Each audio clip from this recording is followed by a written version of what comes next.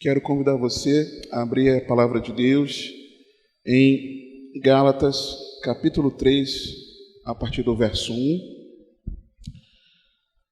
O Senhor tem uma mensagem de fé para nós. Diz assim, Gálatas 3, a partir do verso 1, na santa e poderosa palavra de Deus. Ó insensatos Gálatas, quem vos fascinou para não obedecerdes à verdade? A vós, perante os olhos de quem Jesus Cristo foi evidenciado, crucificado entre vós? Só quisera saber isto de vós: recebestes o Espírito pelas obras da lei ou pela pregação da fé? Sois vós tão insensatos que, tendo começado pelo Espírito, acabeis agora pela carne? Será em vão que tenhais padecido tanto, se é que isso também foi em vão? Aquele, pois, que vos dá o Espírito e que opera maravilhas entre vós, o faz pelas obras da lei ou pela pregação da fé? Assim como Abraão creu em Deus, e isso lhe foi imputado como justiça. Sabei, pois, que os que são da fé são filhos de Abraão. E você pode se assentar, vigiando o teu coração. Você sabe, estamos em batalha espiritual. Perguntar algo aos meus irmãos. Quem aqui tem coragem de admitir que tem dificuldade de compreender coisas que os outros falam? Seja porque a pessoa fala com tom de voz baixo, como o meu, ou seja porque a pessoa fala muito rápido, ou seja porque a pessoa não articula bem a expressão das palavras, ou seja porque o raciocínio mesmo que a pessoa quer te passar, você fica viajando. Quem tem coragem de admitir que algumas ou muitas vezes tem essa dificuldade? Eu tenho. Eu sofri isso vindo para cá, minha filha conversando e ela falando rápido, porque ela fala rápido, né? E eu não estava entendendo as palavras. E ela virou para mim e perguntou: pai, você não está compreendendo? Né? E de verdade eu não estava. E por que eu perguntei isso? Porque os irmãos na região da Galácia, os Gálatas, eles demonstraram a Paulo que eles também não haviam compreendido algo que havia sido dito. Por que eu afirmo isso? Quando Paulo começa dizendo, ó insensatos Gálatas, o que significa essa palavra traduzida como insensatos? Significa não entendeu. Não entendeu. Aquele que não entende. Ó Gálatas que não entenderam o que eu preguei a vocês. É que Paulo estava dizendo. No original, é isso o que é traduzido como insensatos quer dizer. Pode ser que talvez você ou eu não tenhamos compreendido corretamente, adequadamente, a mensagem de fé, que é o que esse capítulo nos mostra aqui e que, com a graça de Deus, eu espero não atrapalhar o Senhor nos ministrar sobre isso. Talvez nós não tenhamos compreendido o que, desde o início, Deus tinha um plano perfeito para a nossa redenção. E que, ao longo da palavra, ao longo do que a Bíblia foi sendo escrita, ele foi trazendo a revelação. E na plenitude dos tempos, foi revelado a todos Jesus, o plano perfeito para a nossa redenção. Aí você sabe, mas vale a pena explicar. Por que foi necessário Jesus vir para a nossa redenção? Porque Deus criou o homem perfeito, sem pecado, zero bala, como dizem, íntegro, reto. Mas porque a humanidade caiu no conto da serpente, na sedução da serpente, o homem pecou. E porque o homem pecou, ele recebeu a justa sentença que Deus havia dito ao ter comido do fruto daquela árvore, do conhecimento do bem e do mal. E qual era a sentença de Deus? Certamente morrerás. Então, porque Adão e Eva comeram do fruto proibido daquela árvore, do conhecimento do bem e do mal, eles receberam a justa punição de Deus, que era a morte. Não necessariamente apenas a morte física, mas a morte espiritual, a morte eterna. E porque Adão e Eva pecaram, todos nós, cada um de nós, herdamos essa natureza pecaminosa. Todos nós pecamos. E porque todos nós pecamos, nós estamos destituídos da glória de Deus. Nós estamos separados. Existe um muro de separação que nos afasta de Deus. Só que eu estava lá dentro e ouvi a abertura do culto, ouvi os louvores, estava ali louvando junto, enquanto estava meditando, orando. E eu lembro que Rosana falou sobre, agora não esqueci qual salmo, mas que falava muito sobre a benignidade de Deus, sobre o amor de Deus. Qual? 136. Depois, Adriana, ela leu versículos, que um dos versículos, o segundo, no Salmo 125, falava exatamente sobre a benignidade de Deus. E pela benignidade de Deus, pelo grande amor de Deus, Ele não aceitou ficar para sempre separado de mim e de você. Deus nos amou de tal maneira que Ele olhou, mesmo sem ainda nós existirmos, Ele olhou para mim e para você e falou: eu não quero ficar longe dele, eu não quero ficar longe dela. Eu vou providenciar uma eterna redenção, para que, por meio dessa redenção, eles possam ter os seus pecados perdoados, serem reconciliados comigo, e a comunhão que eu tinha com a humanidade lá no Jardim do Éden, eu vou restaurar com todo aquele que crer no meu Filho, que eu darei para a salvação deles. Por isso que Jesus veio. Jesus veio para salvar a mim e a você, porque você e eu estávamos perdidos eternamente, condenados a para sempre estarmos longe de Deus. O Verbo se fez carne, ele viveu sem pecado, cumprindo a lei, e assim habilitando-se para se entregar por nós. Por que eu falo isso? Porque esse é o contexto aqui de Gálatas, né?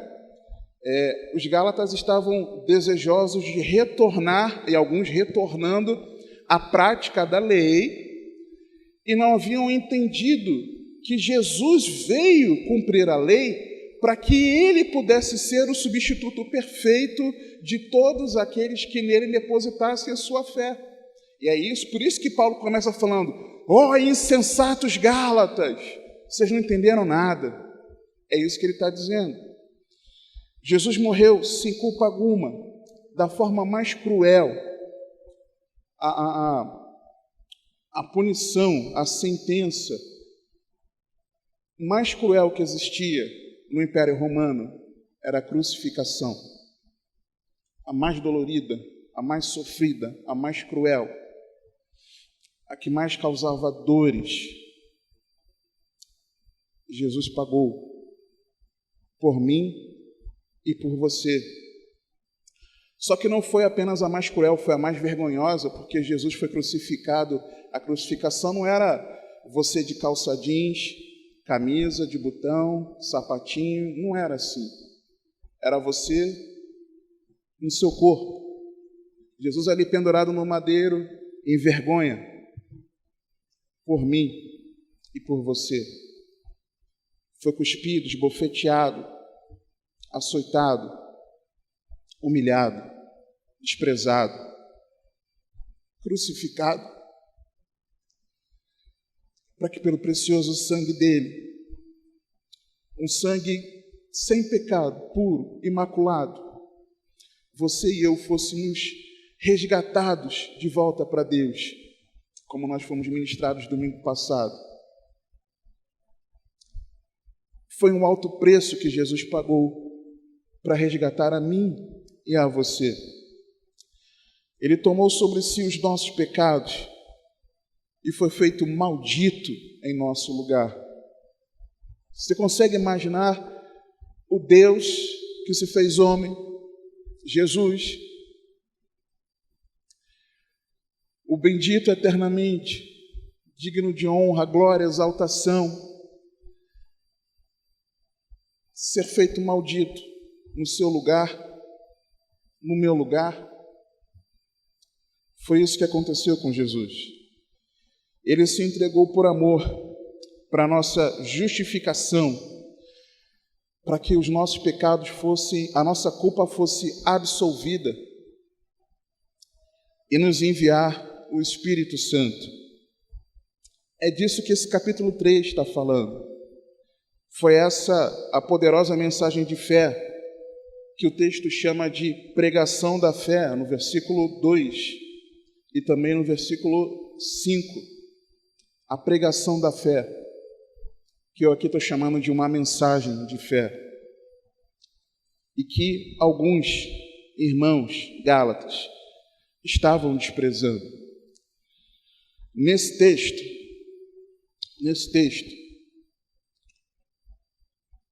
no versículo 1, nós vemos que nesses versículos que nós lemos, nós vemos algumas características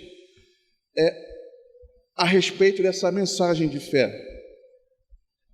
Primeira, é que no versículo 1, na parte inicial, parte A, vou chamar de parte A, quando o texto diz: ó insensatos Gálatas, quem vos fascinou? Eu vejo que a mensagem de fé, ela enfrenta oposição. Porque quando ele fala, aqui na minha Bíblia é traduzido como fascinou, talvez na sua seduziu, ou encantou, ou enfeitiçou. É muito semelhante do que Satanás fez lá no Éden, seduzindo Eva. Eles tinham a palavra de Deus, mas pela sedução, pelo feitiço, pelo fascínio, eles cederam diante daquela oposição. E nós já vimos na nossa escola bíblica, há um tempo atrás, que ali foi instituída a batalha espiritual.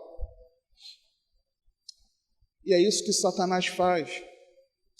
Satanás, ele enfeitiça, ele seduz, ele coloca tantas questões, tantas dificuldades, para que a mensagem de fé, ela seja roubada de dentro do meu e do teu coração. Segundo aos Coríntios, capítulo 4, versos 3 e 4. Mas se ainda o nosso evangelho está encoberto, para os que se perdem está encoberto, nos quais o Deus deste século, vulgo diabo, cegou os entendimentos dos incrédulos, para que lhes não resplandeça a luz do evangelho, da glória de Cristo, que é a imagem de Deus. Foi isso que aconteceu com aqueles irmãos. A verdade do evangelho, ela ficou encoberta por uma outra mensagem.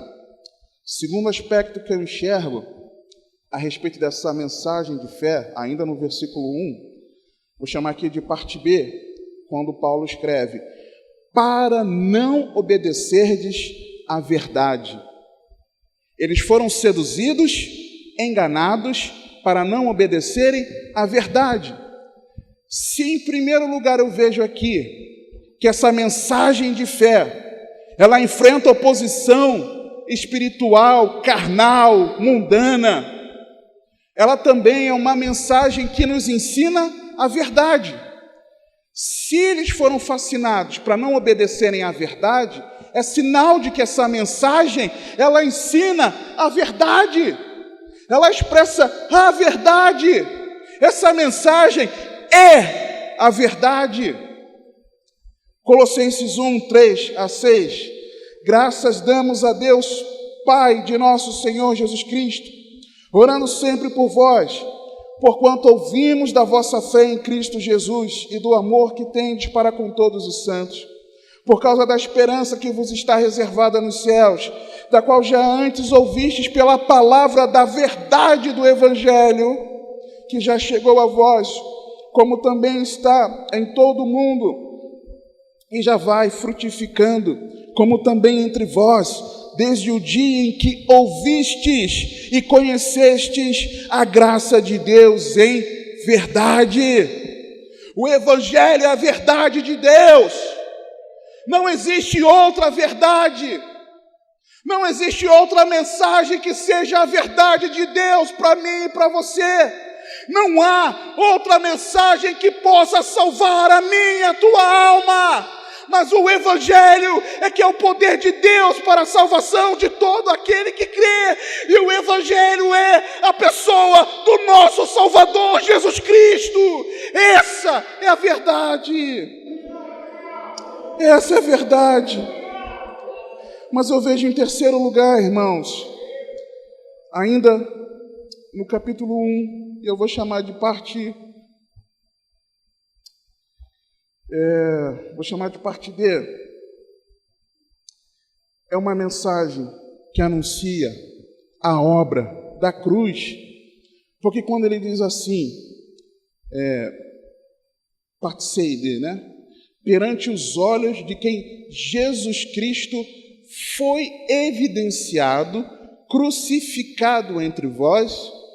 Ou seja, qual é a verdade que ele está dizendo que ficou evidente para eles? É a mensagem da cruz.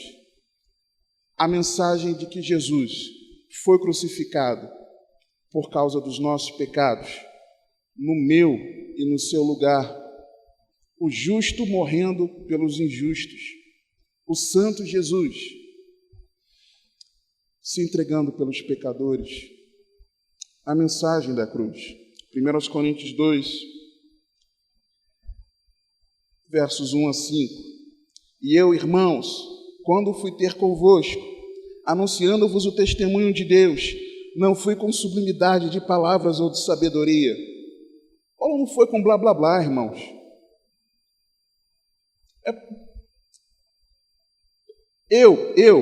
Geraldo Augusto, eu acho um erro, um desperdício de tempo, nós termos encontros nossos, se não forem pautados no Evangelho, se a mensagem não partir do Evangelho. Eu posso tratar de qualquer coisa de necessidade da vida de um servo de Deus, mas se não tem como ponto de partida o Evangelho, e o Evangelho não é um texto que está escrito na Bíblia, o Evangelho é a mensagem da cruz. Se não parte desse ponto de partida, eu considero muitas vezes um desperdício de tempo. Porque se, digamos, um casal está brigado, a esposa discutiu com o marido, e aí, hoje em dia, você tem coaching para casal, você tem cursos para casais, encontros de casais, congressos de casais, livros para casais, DVDs com mensagens para casais e não sei o que para casal. Tem até um frasco com a pílulazinha, que dentro de cada pílula você tem uma mensagem de algo que você tem que fazer para o seu cônjuge. Eu cheguei a comprar isso e já usei isso em aula para casal. Você tem de tudo para casal. Mas se o marido e a mulher não entenderem que, como verdadeiros discípulos de Cristo, eles precisam se perdoar, não adianta de nada todo o resto. É perda de tempo, é simples assim, irmãos. Se eu não compreender que, como um cristão, eu preciso pedir perdão para minha esposa pelas burradas que eu faço, não adianta nada de que qualquer estrutura humana, social, ideológica quiser trazer para mim, para que eu possa cuidar melhor do meu casamento, porque não vai adiantar. Por quê? Porque eu não vou ter me convertido. Então não é o blá blá blá que salva, que resgata, que transforma. Não é o papo cabeça da moda que vai fazer você ser um servo de Deus, que não vai se perder no mundo. Mas você não se conforma, não assume a forma do mundo. O pastor Gil estava respondendo uma pergunta falando sobre isso. É pela renovação da sua mente na palavra. É você entendendo a mensagem da cruz. É você entendendo que se Jesus morreu para te salvar, como você não vai amar o outro? Como você não vai considerar o outro superior a você? Como você vai continuar fazendo uma avaliação errada de você mesmo? É blá blá blá, irmãos. É blá blá blá. E eu já errei muitas vezes nisso, no blá blá blá. E não chegamos às vezes de fato de mostrar para a pessoa a necessidade que ela tem de um Salvador. Do Salvador. O texto continua. Porque nada me propôs saber entre vós, senão a Jesus Cristo e este crucificado.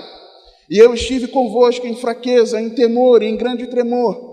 E a minha palavra e a minha pregação não consistiram em palavras persuasivas de sabedoria humana, mas em demonstração de espírito e de poder, para que a vossa fé não se apoiasse em sabedoria dos homens, mas no poder de Deus.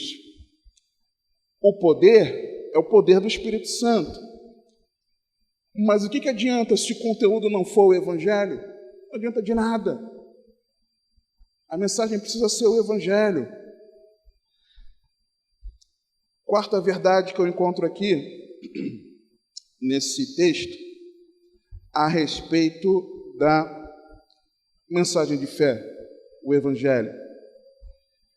No versículo 3, quando Paulo lhe diz o seguinte: sois vós tão insensatos que, tendo começado pelo Espírito, acabeis agora pela carne?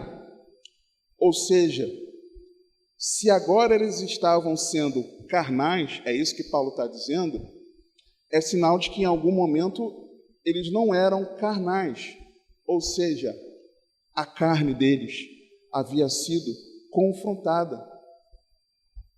Essa mensagem de fé, ela confronta a nossa carne. E eu enxergo claramente essa verdade no capítulo 1, no verso 10, Gálatas 1, 10.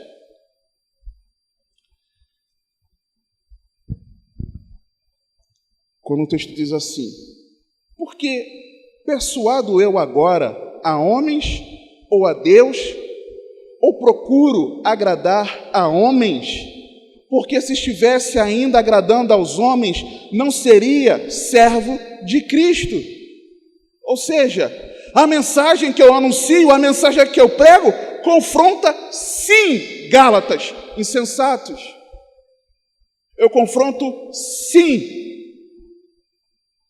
Porque a mensagem do Evangelho, ela confronta a nossa carne. Incomoda, irmãos. Incomoda. Quantas vezes eu não fui constrangido pelo Espírito Santo, através dos irmãos pregando aqui, independente do culto, e eu constrangido ali, se engolindo seco. Mas você precisa engolir seco e reconhecer: sim, Senhor, o Senhor está certo. É verdade, Senhor. Como diria Salaciel, é verdade, né? É verdade. É verdade. E você engole aquilo, porque você sabe que é Deus falando com você. Muitas vezes é uma situação que o outro não sabe. Você sabe que aquela pessoa não sabe. Mas como ela sabe e está falando comigo? Não é ela, é o Espírito Santo, irmãos. Então a gente engole. Recebe aquela exortação de Deus, porque nos confronta. nos tira da zona de conforto, nos tira do comodismo, nos mostra como importa nós negarmos a nós mesmos, o quão importa nós renunciarmos à nossa carne, o quão importa, dia após dia, nós tomarmos a nossa cruz seguindo a Jesus. O Evangelho confronta, irmãos. Essa mensagem, ela confronta.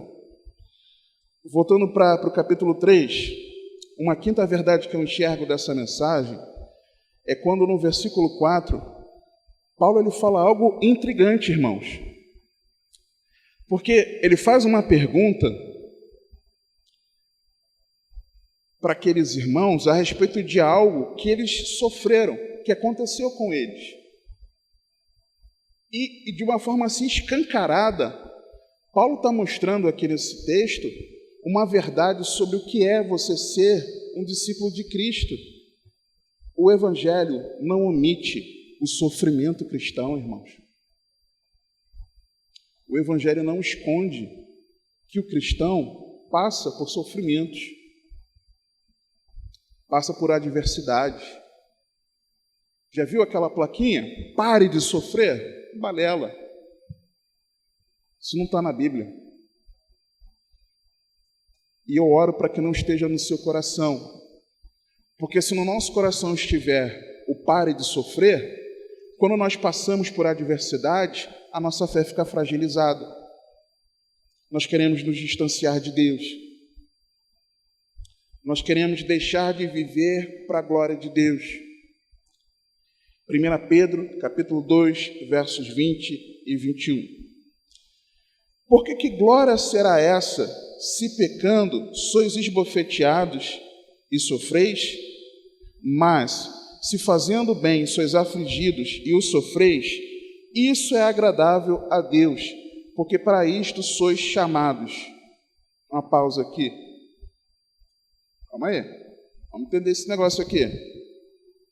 Você até coça a cabeça, mas se fazendo bem, não é porque você está fazendo coisa errada, mas fazendo bem, fazendo o que é certo, o que glorifica a Deus. Sois afligidos e o sofreis, isso é agradável a Deus. Meu Deus! Quer dizer que Deus se agrada quando nos vê sofrendo? Sim. Porque para isso sois chamados. Por que, irmãos? Porque o nosso sofrimento nos forja para a vida eterna. Porque quando você e eu sofremos as adversidades, o nosso caráter cristão é aperfeiçoado. Nós somos limpos por Deus. Nós somos, se nós abrimos o coração, nós somos transformados pelo Espírito Santo. O Senhor está nos moldando conforme a vontade dEle. É interessante nessa carta, 1 Pedro, logo no primeiro capítulo, Pedro vai explicando, olha, vocês foram gerados de novo para uma viva esperança, que não pode ser deteriorada, que ela está viva, aguardando vocês guardada lá nos céus. E aí ele fala, olha, porém, agora, importa que vocês passem por provações, que vocês sofram, mas em meio a esse sofrimento, se alegrem com esse sofrimento, porque a prova da fé de vocês, ela está trabalhando em vocês, e quando aquele grande dia chegar, ela vai ser achada em louvor. E fala, olha, ainda que agora importa que vocês sofram, vocês amam ao Senhor, não o vendo, guardando essa esperança. Mas vocês chegarão ao fim da vossa fé, a salvação das vossas almas. Então tem sofrimento. A carta toda está falando de sofrimento. Aí quando ele termina no capítulo 5, ele fala assim, olha, eu escrevi brevemente essa carta para mostrar para vocês essa graça. Ou seja, a graça envolve sofrimento. E assim que você. Mas eu não queria passar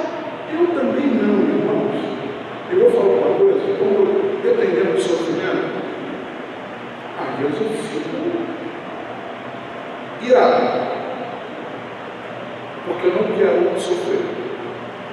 Mas eu sei que meio a esse sofrimento, Deus está purificando o problema da minha vida se eu permitir ser tratado pelo Espírito Santo. Se.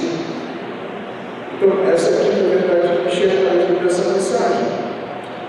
Só que, irmãos, eu pulei o versículo 2 aqui, propositalmente, porque tem algo aqui que me intrigou, irmãos. Me intriga. Porque no versículo 2 e no versículo 5, ele diz algo que para mim é claro que tem uma explicação de que a partir de nós ouvirmos a pregação é gerada fé em nosso coração.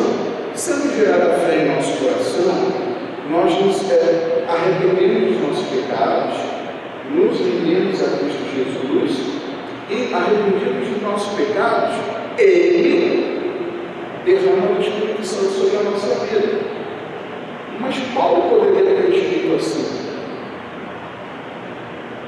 Paulo poderia ter escrito, por exemplo, versículo 2: só quiseram saber isso de vós, recebestes o Espírito pelas obras da lei ou pela fé?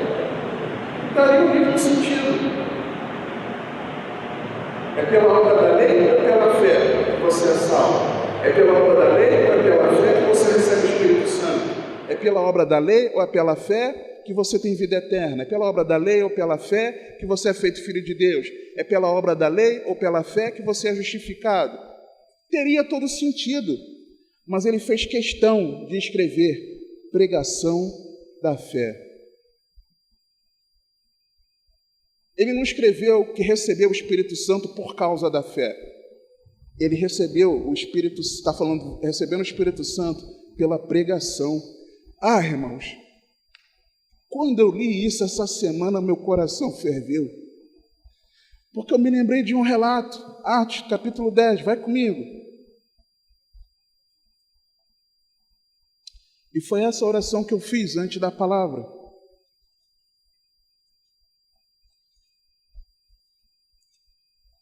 Atos, capítulo 10, a partir do versículo 34. Você conhece a história de Cornélio, que era um homem íntegro, que temia a Deus, que orava a Deus, que amava o próximo, procurava praticar a justiça, dava esmolas, mas ele tinha uma inquietação na alma dele. Era de que ele ouvisse palavras pelas quais ele fosse salvo. Ele queria saber como ser salvo. E por ele ser um homem de oração e colocar isso diante de Deus, Deus enviou um anjo dizendo para ele que ele iria revelar aquilo que ele precisava saber. Ao mesmo tempo, o Senhor fala com Pedro, através daquele lençol descendo do céu, com animais chamados impuros, por 3 vezes. Pedro se recusa a pegar e a comer, conforme a ordem de Deus, e a Deus então chega para lá nele e fala: olha, não chame de impuro aquilo que eu santifiquei. E tem todo o desenrolar ali. Aquele homem manda chamar Pedro.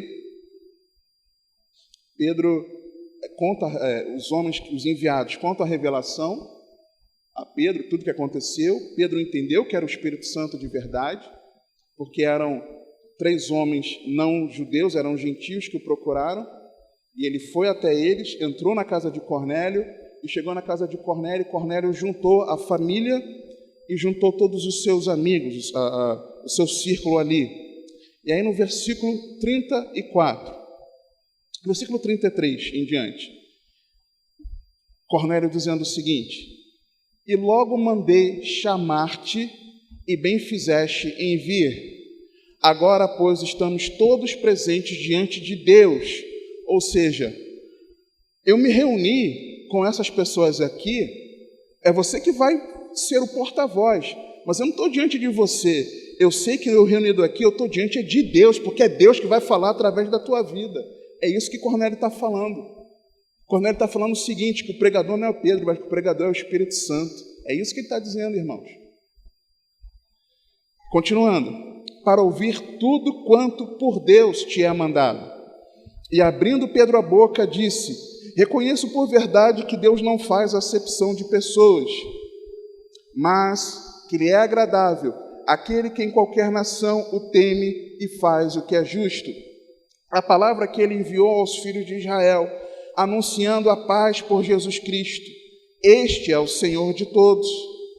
Esta palavra, vós bem sabeis, veio por toda a Judéia, começando pela Galiléia, depois do batismo que João pregou, como Deus ungiu a Jesus de Nazaré com o Espírito Santo, com poder, o comandou fazendo bem e curando a todos os oprimidos do diabo, porque Deus era com ele, e nós somos testemunhas de todas as coisas que fez, tanto na terra da Judéia como em Jerusalém, ao qual mataram, pendurando-o no madeiro.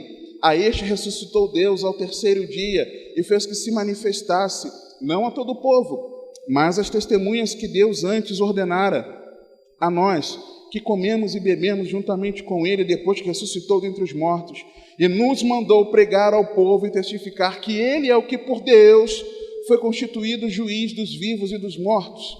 A este dão testemunho todos os profetas de que todos os que nele creem receberão o perdão dos pecados pelo seu nome.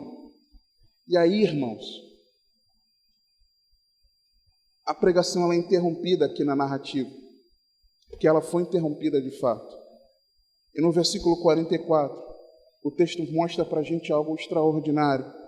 E, dizendo Pedro ainda estas palavras, caiu o Espírito Santo sobre todos os que ouviam a palavra. E os fiéis que eram da circuncisão, todos quantos tinham vindo com Pedro, maravilharam-se de que o dom do Espírito Santo se derramasse também sobre os gentios, porque os ouviam falar línguas e magnificar a Deus. Respondeu então Pedro: pode alguém, porventura, recusar a água para que não sejam batizados estes que também receberam como nós o Espírito Santo? E mandou que fossem batizados em nome do Senhor. Então rogaram-lhe que ficasse com eles por alguns dias.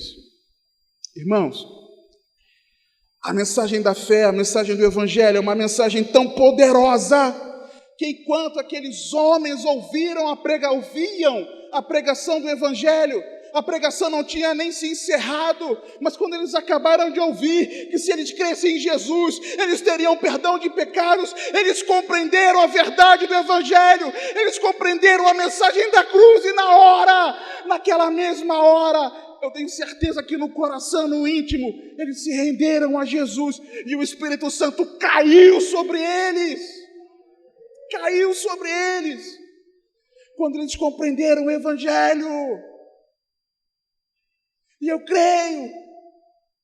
creio que esse mesmo poder ele ainda pode ser manifesto nesses dias de hoje, do Espírito Santo ser derramado enquanto você ouve a pregação do Evangelho.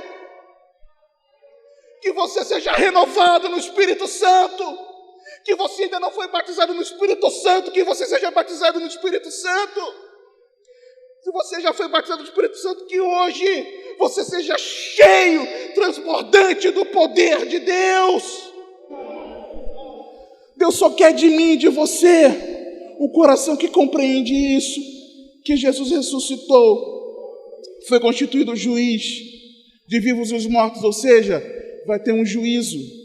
Ele quer que nós compreendamos isso, e que se nós crermos no Filho de Deus, nós teremos perdão dos nossos pecados.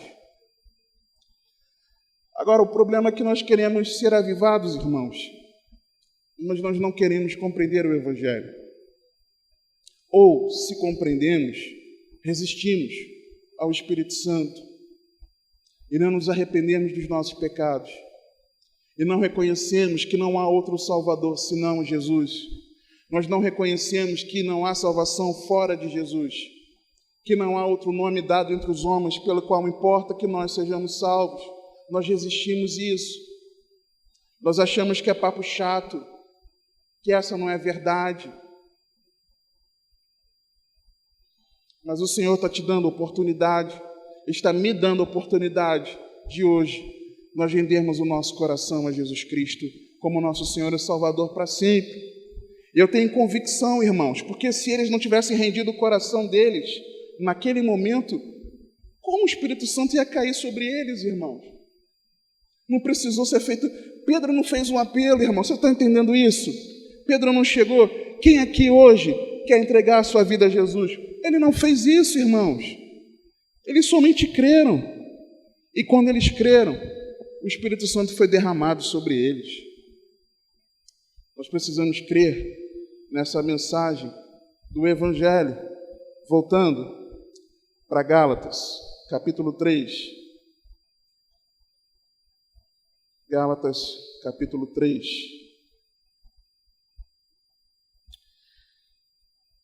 Essa poderosa mensagem foi uma mensagem prometida. O Evangelho da Promessa, verso 8. Ora, tendo a Escritura previsto que Deus havia de justificar pela fé os gentios, anunciou primeiro o Evangelho a Abraão, dizendo: todas as nações serão benditas em ti. Onde é que está essa verdade? Lá em Gênesis capítulo 12, versículo 3. Continuando aqui, Gálatas 3:9. De sorte que os que são da fé são benditos com o crente Abraão. Todos aqueles, pois, que são das obras da lei, estão debaixo da maldição, porque está escrito: maldito todo aquele que não permanecer em todas as coisas que estão escritas no livro da lei para fazê-las. Uma pausa. Se você e eu, a única forma revelada naquele momento, até então, antes de Jesus vir, para a justificação de um ser humano, seria ele cumprir a lei. Você e eu não cumprimos a lei. É uma missão impossível para mim e para você. Nós não podemos justificar a nós mesmos. Se o texto está falando que maldito é todo aquele que não permanecer em todas as coisas que estão escritas no livro da lei, sem Jesus, nós somos o quê, irmãos? O texto está dizendo aí, versículo 11: é evidente que pela lei ninguém será justificado diante de Deus, porque o justo viverá pela fé. Ora, a lei não é da fé, mas o homem que fizer estas coisas, por elas viverá. Uma pausa. Se nenhum ser humano pode ser justificado pela lei, porque nenhum ser humano pode cumprir a lei, como que aquele que fizer estas coisas, por elas viverá? Quem foi o homem? O único ser humano que cumpriu toda a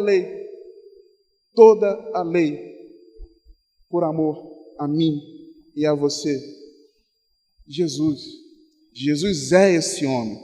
E por ele ter cumprido a lei, ele foi ressuscitado no terceiro dia, porque o Pai não encontrou nele culpa alguma. Mas naquela hora, Jesus estava fazendo a expiação na sua morte, pelo meu e pelo seu pecado, morrendo a morte que era minha e sua, sofrendo uma justa punição que você merecia sofrer, que eu merecia sofrer, a morte. Mas ele morreu em nosso lugar, e porque o Pai considerou o sacrifício dele perfeito, a justiça de Deus foi satisfeita plenamente, porque o meu e o seu pecado foram punidos em Cristo Jesus. Jesus ressuscitou ao terceiro dia. Versículo 13. Cristo nos resgatou da maldição da lei, fazendo-se maldição por nós. Está escrito, irmãos. Ele se fez maldição por nós. Ou seja, quem eram os malditos? Está escrito. Porque está escrito: maldito todo aquele que for pendurado no madeiro. Mas para quê?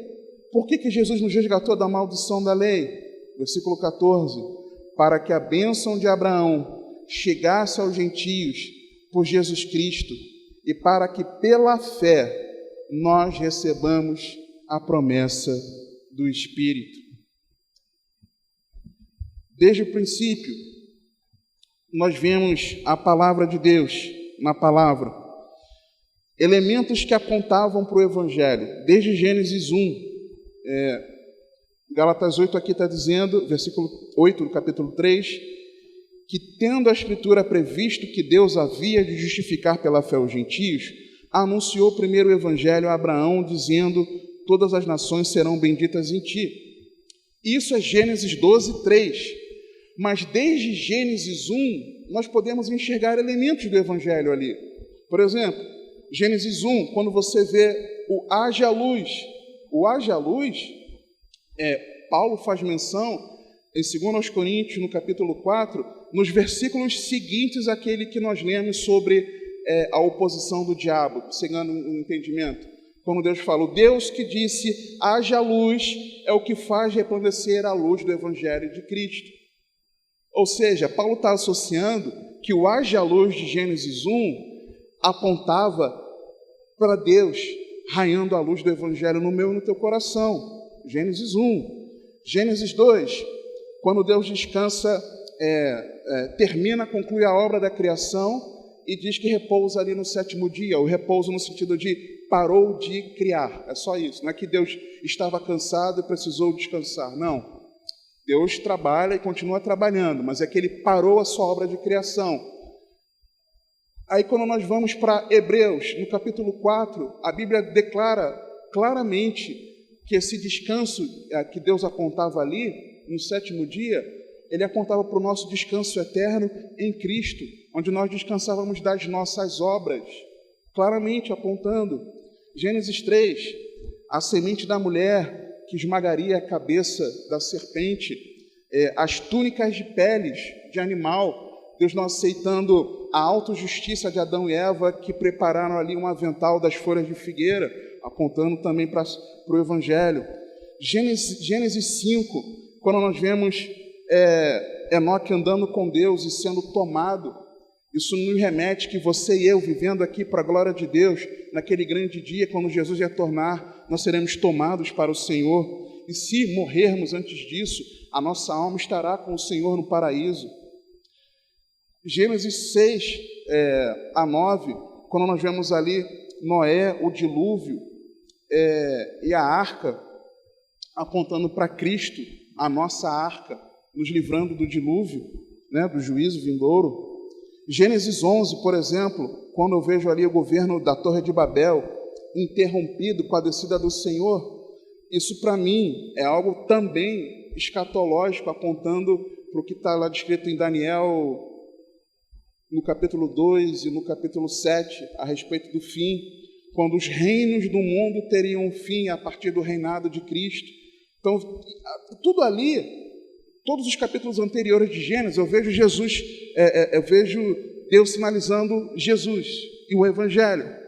Mas quando chega em Gênesis 2, Deus não só sinaliza, não tem quando você quer dizer alguma coisa para a esposa, marido e mulher geralmente, se conhecem há muitos anos, aí você só olha e a pessoa entende tudo que você está falando. Bom, ao menos deveria ser assim, né, irmãos?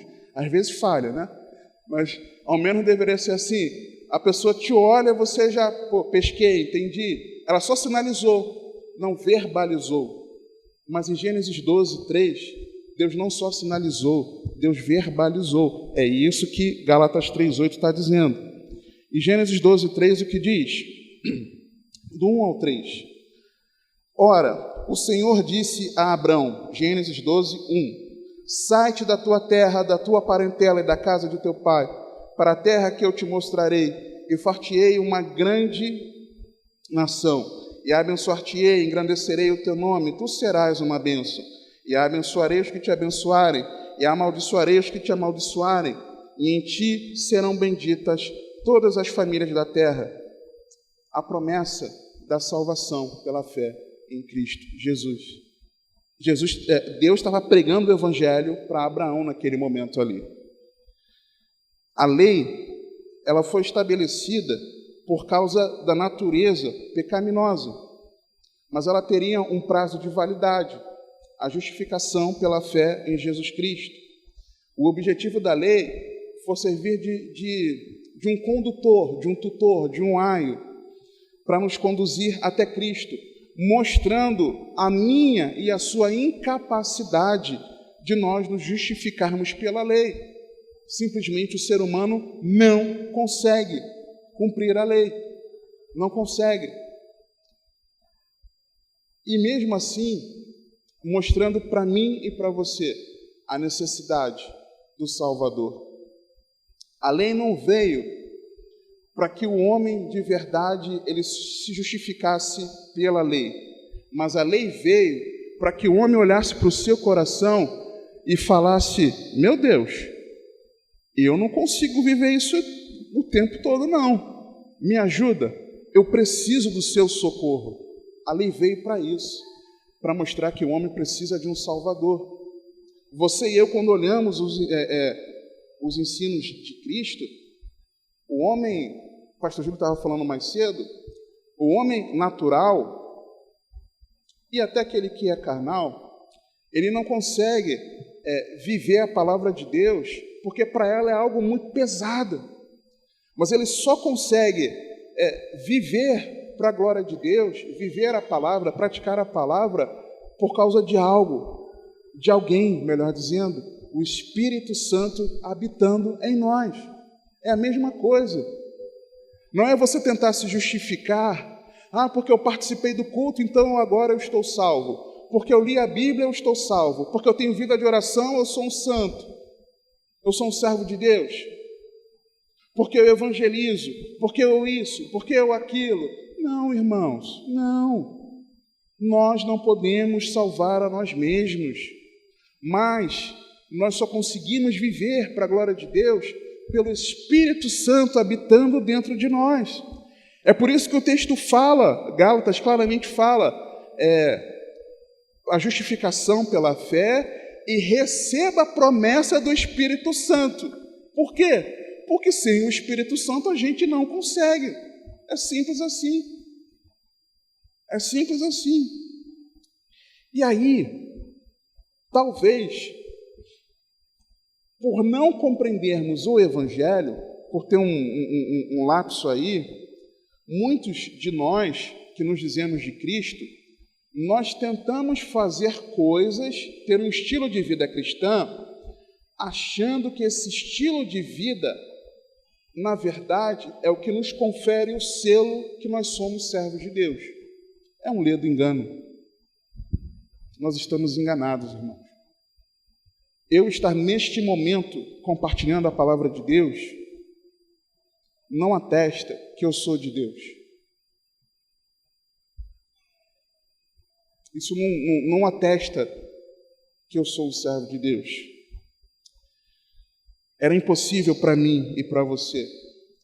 Mas como eu gosto sempre de lembrar, Efésios, no capítulo 2, versículo 4, quando os versículos anteriores mostravam que nós fomos vivificados, estamos mortos nos nossos delitos e pecados, andávamos segundo o curso do príncipe das potestades do ar, andávamos segundo o curso do mundo, segundo a carne, e éramos por natureza filhos da ira.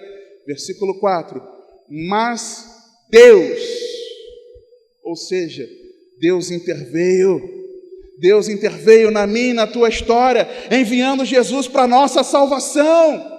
Essa é a mensagem da fé, a mensagem de que Jesus veio salvar a mim e a você, de que Ele veio resgatar aquele que estava perdido. Aquele que estava perdido, Ele veio resgatar.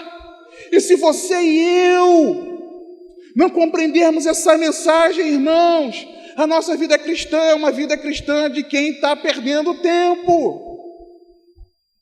Nós seremos como os Gálatas, insensatos gonçalenses, parafraseando Paulo, gonçalenses que não compreenderam a mensagem do Evangelho. Nós precisamos entender, irmãos. Deus interveio na história, enviou Jesus para nos salvar. Deus nunca prometeu e nem pretendia limitar a bênção sobre Abraão a só os descendentes dele, naturais. Não. Ali, Gênesis 12, 3, o Senhor estava mostrando que Ele queria salvar a mim e a você. Ali Ele estava mostrando o seu amor. Ali Ele estava mostrando a sua benignidade por cada um de nós. Desde o início, o plano de Deus para a salvação é global. Foi isso que Deus sempre prometeu. Foi o que Ele anunciou a Abraão.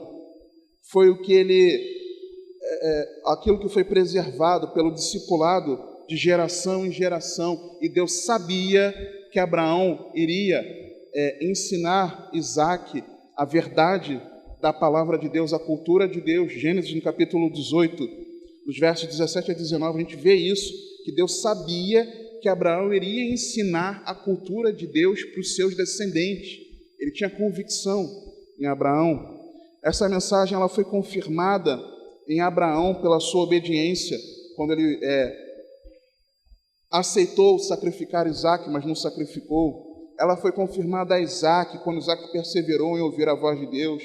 Ela foi confirmada a Jacó, pela soberania de Deus.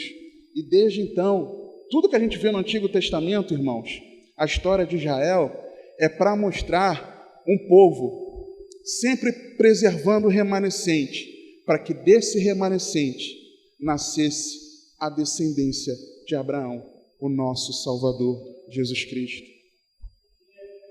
Eu não sei se você consegue entender o poder de Deus conduzindo a história da humanidade para que chegasse na plenitude dos tempos, Jesus viesse para salvar a mim e a você, irmãos. Tudo que a gente lê, de Gênesis a Malaquias, é Deus conduzindo a história de Israel para que Jesus surgisse, viesse para nos salvar. Desde ali, daquele momento, Deus queria salvar a todos. E essa é a narrativa da história da redenção. É o que a Bíblia nos narra. E aí, irmãos, se é a Bíblia que nos ensina essa história da redenção pela fé em Jesus, onde nós aprendemos a verdadeira fé? Na Bíblia, na palavra de Deus. A minha fé e a sua fé não pode ser uma fé do jeito que nós pensamos, mas uma verdadeira fé bíblica, de quem crê em Jesus, de quem confia nele como seu Salvador pessoal e de quem se compromete com ele como seu Senhor. Essa é a verdadeira fé bíblica. E tem um detalhe, irmãos. Eu estava meditando ontem alguns episódios de fé nos evangelhos, que nós víamos ali o agir de Deus. Jesus curando pessoas, Jesus curando ali tantas pessoas, mas cada história daquela, na verdade, revelava uma característica de Jesus. Por exemplo, quando Jesus ele recebe ali a mulher cananeia, Cirofenícia, que ela pediu para que a filha dela fosse liberta. Jesus falou, primeiro Jesus não deu ideia, aí depois Jesus virou para ela e falou, não é lícito dar do pão para os cachorrinhos, se referindo, não posso me dar eu o pão da vida para os gentios, eu vim para Israel primariamente. Aí ela responde, Senhor, mas eu sei disso, mas os cachorrinhos comem das migalhas que caem da mesa dos seus senhores. Aí Jesus viu a fé daquela mulher. Mateus 15, nos 28 em diante, mostra o tamanho da fé daquela mulher. E Jesus revela algo maravilhoso ali, fica evidente que o pão da vida, ele não era só para os judeus, mas ele também estava alcançando os gentios. Então, quando a gente olha ali, pela fé, a filha dela foi liberta, tá? Mas enxerga, por um lado, do aspecto da fé bíblica, ali, Jesus estava dizendo que ele veio para os judeus, mas que ele também se daria aos gentios. Depois, eu estava meditando também ontem, o centurião, está lá em Mateus 8, 5 a 13. Num primeiro olhar, o centurião pediu a Jesus o quê? A cura do seu servo. Eu tenho um homem segundo a minha autoridade, eu estou sujeito à autoridade. Basta só o Senhor dizer uma palavra e ele vai ser curado. E Jesus o curou pela palavra. E aí, no primeiro olhar, não, pela fé, o servo do centurião foi curado. Não, irmãos, enxerga além que a palavra de Jesus é poderosa. Uma outra situação, a tempestade no mar, uma delas. Marcos 5, 35 a 41. Num primeiro olhar, Jesus estava ali dormindo, tirando um cochilo, descansando. E aí chamam Jesus, Jesus acorda e fala que eles eram incrédulos, que eles tinham pouca fé. E Jesus, então, ele declara uma palavra de ordem e o vento e o mar se acalmam. E aí, no primeiro momento, a gente vê o seguinte: olha, se eles tivessem fé, eles dariam uma ordem ao vento e ao mar, e o vento e o mar se acalmariam. Mas, irmãos, vamos enxergar uma coisa mais profunda nisso. Ali Jesus estava mostrando que Ele é o Senhor da criação. Não é apenas questão da fé nossa humana, mas é Jesus se revelando. É Jesus se revelando. É isso que faz a nossa fé ser avivada. É nós enxergarmos Jesus. Outro, os 4 amigos do paralítico, Marcos 2, de 1 a 12. Aqueles 4 amigos levam o homem até a casa onde Jesus estava, sobre o telhado, descobrem o telhado, descem, aquele amigo que estava na cama. Jesus olha a fé deles e aquele homem, ele é curado. Olha, puxa, pela fé daquele paralítico e dos seus amigos, dos seus 4 amigos, aquele homem foi curado. Irmãos, tem algo mais maravilhoso que está revelado ali, além da cura da paralisia, é que Jesus já aqui na terra, antes dele subir aos céus, Jesus já tinha autoridade para perdoar pecados. Jesus já estava mostrando a sua divindade. E se Jesus aqui na terra ele já tinha poder para perdoar pecados, que dirá agora que ele morreu por causa do meu e do teu pecado, ressuscitou, subiu aos céus, recebeu todo o poder e autoridade e está à destra de Deus advogando a mim e a você, junto a Deus. Que dirá agora se nós pecarmos e nós confessarmos nossos pecados diante de Deus, nós não seremos perdoados, irmãos. Nós precisamos olhar além. Outra, os habitantes de Nazaré, Marcos 6, de 1 a 6. No primeiro olhar, nós vemos ali a incredulidade daqueles que eram os conterrâneos de Jesus. Mas se nós aprofundarmos o nosso olhar, nós vemos que ali está revelada a divindade de Jesus. Porque aqueles homens questionam, de onde vêm essas coisas? Quem deu essa sabedoria para ele? Da onde vem esse poder para fazer essas maravilhas? Ou seja, isso só pode vir de Deus. Mas mesmo assim eles ficaram em dúvida, eles reconheceram, mas ficaram em dúvida. Essa foi a incredulidade. Ali, a divindade de Jesus estava sendo revelada. Outro, sobre um episódio de fé, a mulher do fluxo de sangue, Marcos 5, 25 a 31. Num primeiro olhar, era a cura de uma enfermidade que já durava muitos anos. Ela foi curada, mas Jesus diz no texto, revela para mim e para você, que pela fé dela, ela foi curada. Não, irmãos, ela foi salva. É além. Outro texto, a parábola sobre o dever de orar, sempre sem desfalecer, Lucas 18, do 1 ao 8. Num primeiro olhar, era sobre a perseverança na vida de oração. Mas o que Jesus estava revelando ali no final do que ele falou? Por acaso, quando o Filho do Homem retornar, achará fé na terra? O que Jesus estava dizendo? Eu voltarei. É simples Jesus, irmãos. Os milagres, as maravilhas que as pessoas vão atrás pela fé, não são para satisfazer as nossas necessidades, mas é para elas revelarem o caráter de Cristo, o caráter de Deus, o poder de Deus. Não é para nos atender. Nós oramos para que o enfermo seja curado. Não é só para que ele tenha um benefício, irmãos, mas para que naquela vida a glória de Deus seja manifesta. É para que naquela vida Jesus apareça. Essa é a verdadeira fé bíblica. Não é ter fé pela cura, mas é saber que pela cura ou sem a cura, a glória é sempre de Deus. Essa é a fé bíblica. E aí, irmãos, encerrando, quando é gerada essa fé bíblica no nosso coração, versículo 11, nós recebemos vida.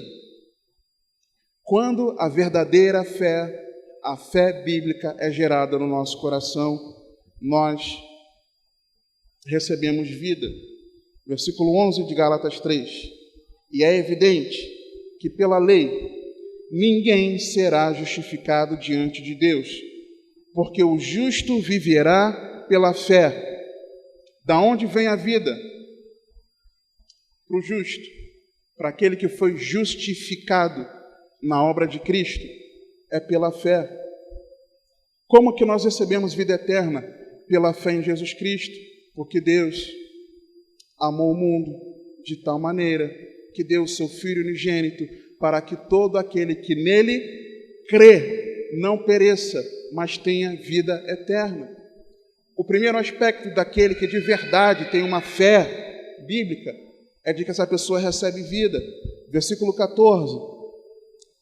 Para que a bênção de Abraão chegasse aos gentios por Jesus Cristo e para que pela fé nós recebamos a promessa do Espírito.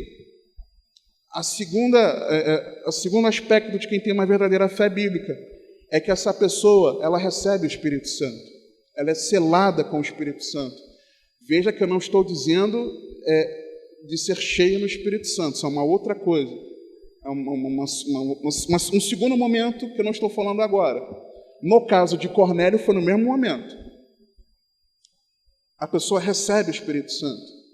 Versículo 24. De maneira que a lei nos serviu de tutor para nos conduzir a Cristo, para que pela fé fôssemos justificados. Pela fé, você e eu somos tornados sem culpa dos nossos pecados.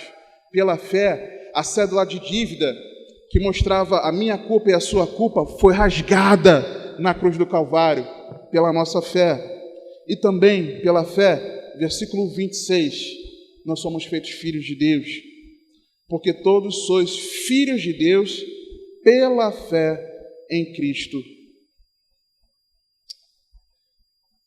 Jesus. Jesus, ele veio para os seus, mas os seus não o receberam. Mas todos os que o receberam foram feitos filhos de Deus, aqueles que creem no seu nome.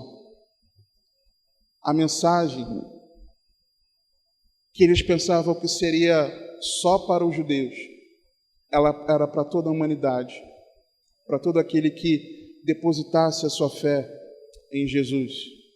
A mensagem do Evangelho é a mensagem da salvação, é a mensagem da fé, é a mensagem que precisa ecoar no meu e no teu coração.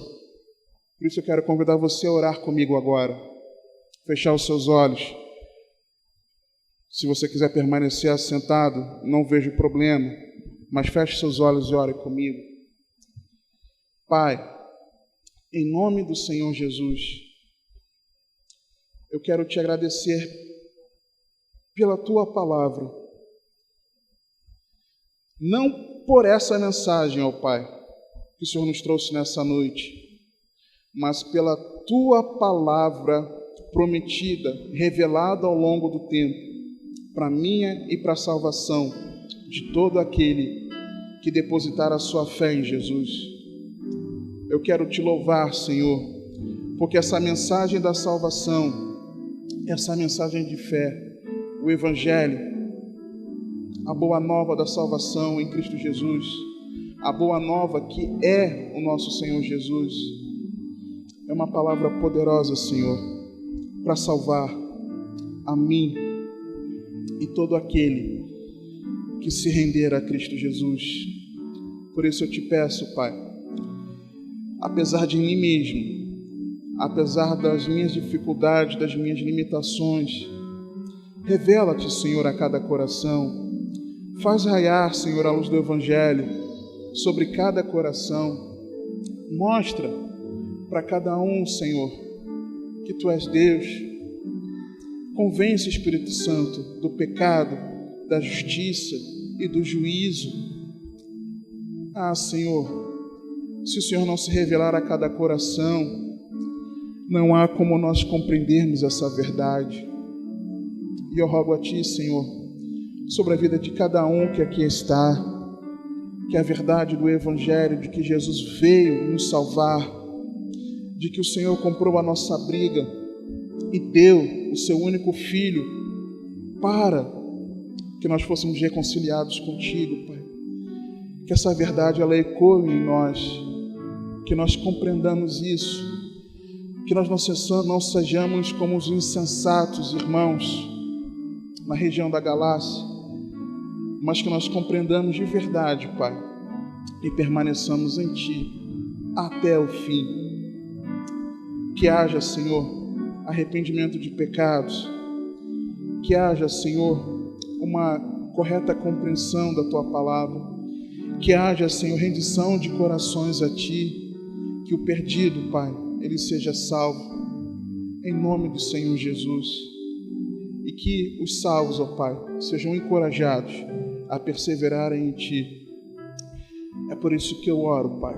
Ajuda-me, Senhor, e também ajuda aos meus irmãos. É no nome de Jesus que nós oramos. Amém, Senhor.